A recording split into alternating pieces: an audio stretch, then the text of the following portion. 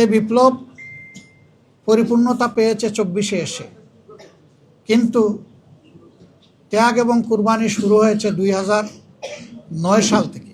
এখন জাতি একটা দীর্ঘস্থায়ী মুক্তির দিকে আগাতে চায়, শান্তির দিকে আগাতে চায়, একটা সুশৃঙ্খল জাতি হিসাবে আত্মপ্রকাশ করতে চায়।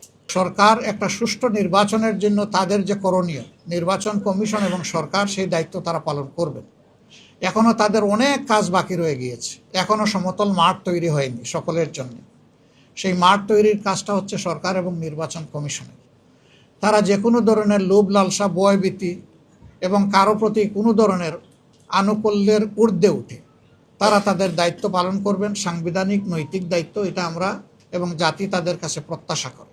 এর যে কোনো ধরনের ব্যতিক্রম এই জাতি মানবে না, কারণ এই ব্যতিক্রমটাই তো আমাদের জীবন থেকে অনেকগুলো বছর খেয়ে নিয়েছে। তিনটা নির্বাচনে এই যে এখানে যারা উপস্থিত, আমি বিশ্বাস করি অধিকাংশই আপনারা কোনো ভোটই দিতে পারেননি।